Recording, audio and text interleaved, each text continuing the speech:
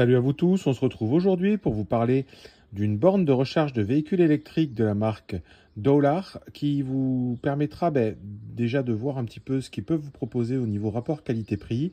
Cette marque, j'ai déjà proposé des chargeurs en fait sur type Schuko et là on est sur une borne de recharge jusqu'à 7 kW en tout cas au niveau de l'installation chez moi, mais vous allez voir elle est un petit peu particulière, elle est plus facile je dirais à peut-être à installer que d'autres bornes.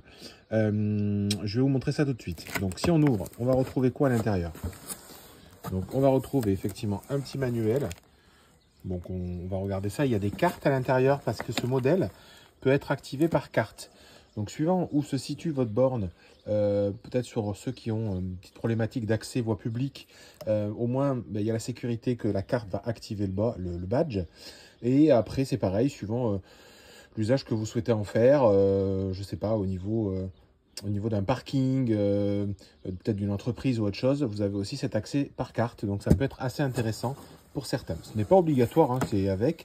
Vous pouvez désactiver le système, mais en tout cas, ça permet de voir ça.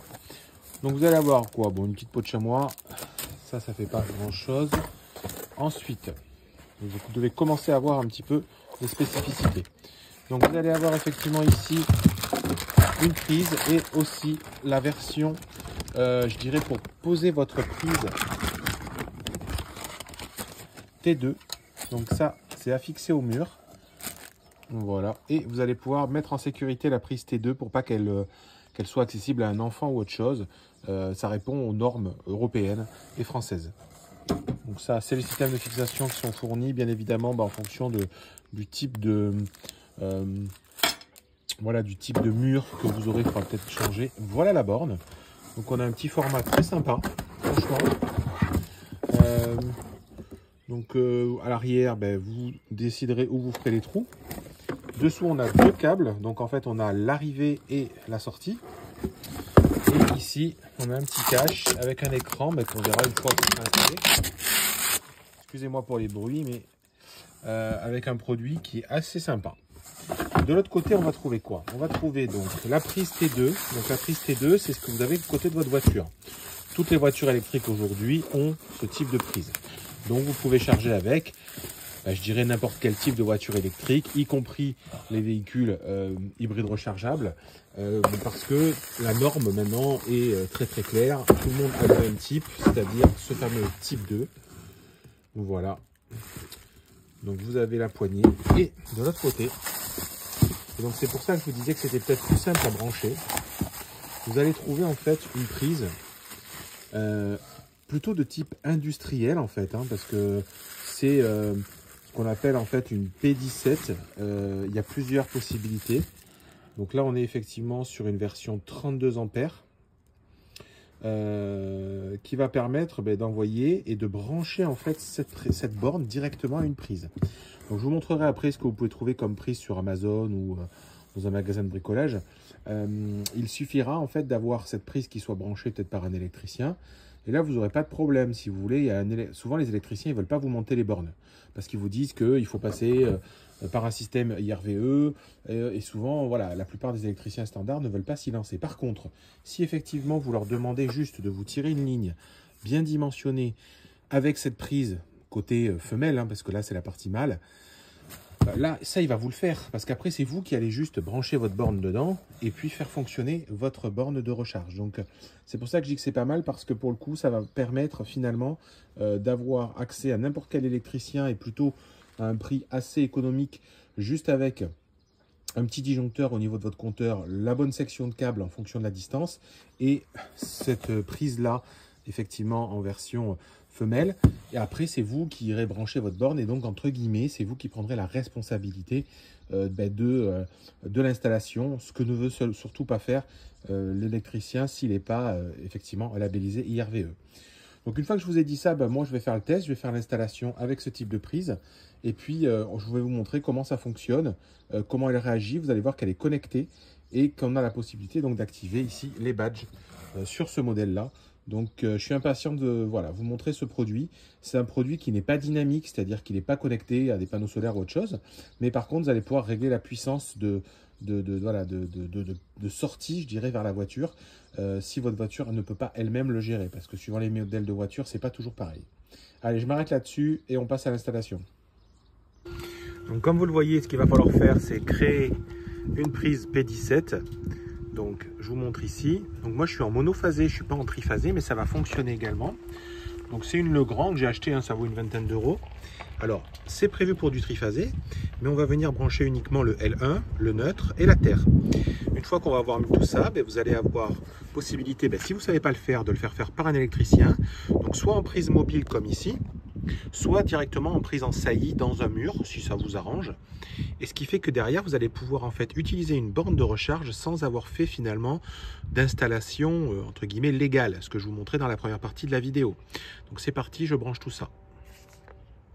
Donc une fois que les 3 fils sont très bien serrés au niveau de la prise, voilà, vous pouvez re-enclencher tout simplement le système qui se fait via un clip. Pensez bien, comme je le dis, à serrer les fils et puis ensuite il sert uniquement maintenant de brancher la borne dessus.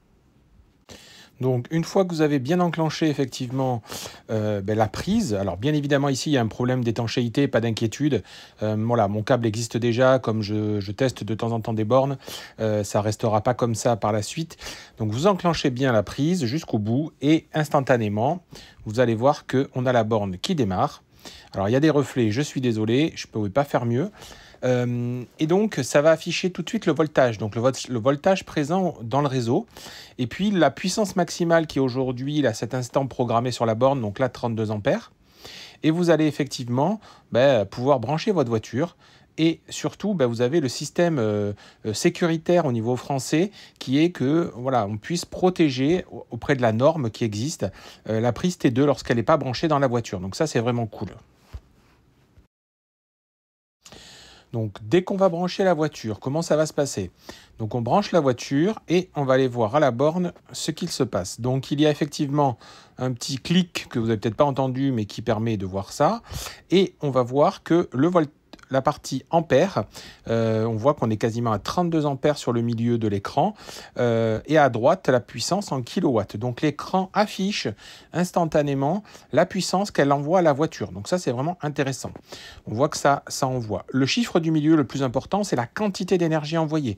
Donc par exemple au bout d'une heure ou deux, vous verrez que vous avez envoyé, je ne sais pas, par exemple 10 kWh dans la voiture, et c'est ça qui va être, voilà, vous permettre de faire ça. Deuxième chose, vous pouvez aussi programmer des cartes de démarrage qui sont livrées dans la borne et qu'il faudra configurer dans le menu tout simplement de l'appareil.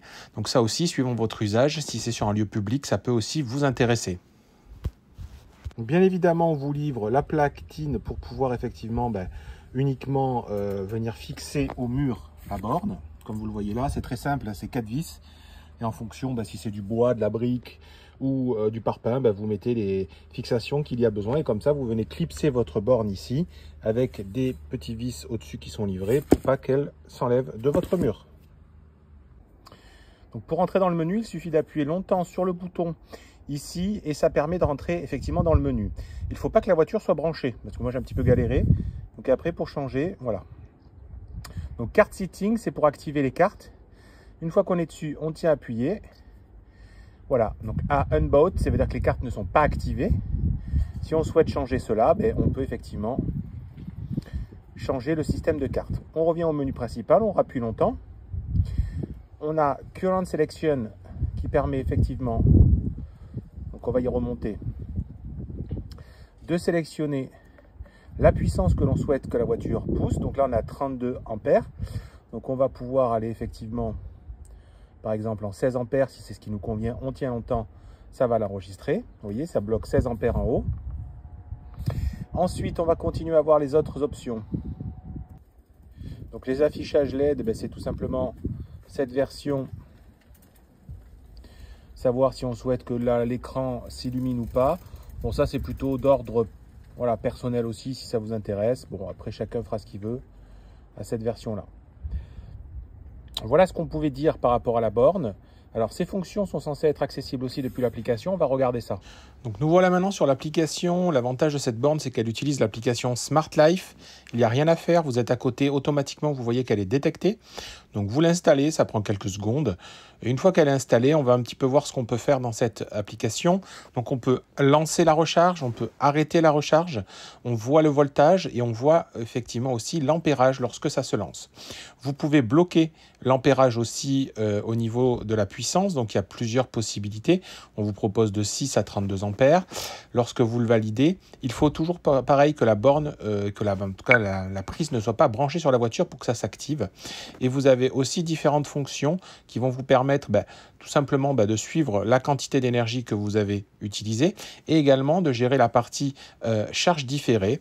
Ça veut dire qu'au lieu que la voiture commence à charger instantanément, par exemple, vous savez que tous les soirs vous rentrez vers 20 h, vous avez par exemple vos heures creuses à minuit, vous mettez un différé de 4 heures, ce qui fait que quand vous arrivez, vous branchez votre voiture, elle ne se lance pas tout de suite, mais par contre à minuit, elle se lancera effectivement pour pouvoir utiliser les heures creuses. C'est un exemple. Donc c'est bien de la charge différée qui est présente sur cette borne. Voilà ce que je peux vous dire là-dessus. Ensuite, comme on est sur Smart Life, c'est facile à utiliser. Il n'y a pas trop de latence. Parfois, quand on la branche, l'indicateur met quelques secondes à s'afficher, mais ça c'est normal. C'est le temps que la donnée remonte dans le cloud. Et après, vous pouvez, comme je disais, arrêter la recharge et la relancer si vous avez cette nécessité-là pour différentes options. Voilà ce qu'on peut dire à partir de l'application. On va maintenant sur le site internet pour voir exactement ce qu'il en est au niveau de la borne, au niveau des spécifications qu'on n'aurait pas données. Donc nous voilà sur le site de la marque Dolar qui vous montre exactement la borne en question que j'ai reçue, que je vous ai présentée, avec l'application, le support pour effectivement la prise T2 et les cartes qui sont possibles d'être en option. L'avantage, c'est que en fait, cette borne, suivant les versions, on a déjà les disjoncteurs, je dirais, de sécurité qui sont intégrés à l'intérieur. Donc vous pourriez très bien uniquement la mettre sur votre tableau électrique, sur un petit disjoncteur standard, 32 ampères ou 40 ampères, sans avoir besoin de mettre effectivement une protection de type A ou de type B en fonction de la réglementation. Donc nous, on est plutôt sur des protections de type A. Mais en tout cas, voilà, c'est déjà intégré au disjoncteur. Donc c'est vraiment intéressant. On peut être en triphasé en 380 ou en monophasé en 230 comme chez moi. La connexion Wi-Fi se fait via l'application Smart Life comme vous l'avez vu. On voit que c'est l'écran de nouvelle génération. Si vous regardez les anciens écrans, ils étaient beaucoup plus petits. Et donc, ils nous disent également, tout simplement, que vous avez des petits accessoires possibles, un poteau, le système de prise que je vous disais, ça peut s'acheter aussi par eux. Mais on est vraiment, voilà, c'est très intéressant. Vous avez effectivement la partie de l'app control, donc pour pouvoir ajuster la puissance ou déclencher la puissance en décalage. Vous avez les cartes et vous avez également les différentes puissances que vous pouvez atteindre. Si vous êtes sur une phase, vous allez pouvoir atteindre effectivement 7 kg. Voilà, donc 7 kg en une phase sur cette borne-là. Donc ça, c'est vraiment intéressant, comme j'ai pu vous le démontrer dans la vidéo. Voilà ce qu'on vous montre, les deux différents modèles. Donc moi, j'ai le modèle, effectivement, celui-là qui apparaît à 429 €. Donc vous voyez qu'ici, effectivement, vous avez deux longueurs de câble possibles. Donc ça va dépendre de votre besoin, effectivement. Donc moi, je vous recommande celle-là. Et on est sur 469 € sur un câble en 10 mètres ou sur un câble en 5 mètres à 399 €. Donc ça, c'est à vous de voir. Moi, je sais que j'ai besoin de 10 mètres à la maison, mais ça dépend de chacun. Parce que j'ai deux voitures électriques à charger. Et voilà ce que je peux vous dire, en tout cas, sur ce modèle-là. C'est vraiment intéressant. Comme je vous le remontre, ils le remettent, il y a bien toutes les protections. 30 mA et courant continu et courant alternatif. Donc c'est vraiment très sécurisant. Pas d'inquiétude au niveau d'un risque électrique. Sinon, les disjoncteurs feront leur job. Si je vous le redis, l'avantage, c'est de pouvoir l'installer quasiment vous-même ou de le faire installer par n'importe quel électricien, en sachant que c'est très simple, il faut juste respecter la section de câble, soit du 6 mm², soit du 10 mm², suivant la distance. Vous branchez ça dans une prise de type P17 32 ampères rouge et c'est plug and play. Vous n'avez plus besoin de brancher cette partie-là. et c'est gagné. Donc je m'arrête là-dessus, regardez en description, vous avez directement le lien pour la vidéo, enfin pour arriver sur le site de la borne, pour ne pas vous tromper de modèle. Si vous avez des questions, venez en commentaire, n'hésitez surtout pas. Je suis très content de vous avoir présenté ce produit voilà, qui permet d'accéder à tout le monde facilement à une borne de recharge. Je m'arrête là-dessus, je vous dis de me suivre comme d'habitude sur Twitter, Instagram, YouTube et de vous abonner au Facebook si ça vous a plu. À très bientôt, ciao ciao.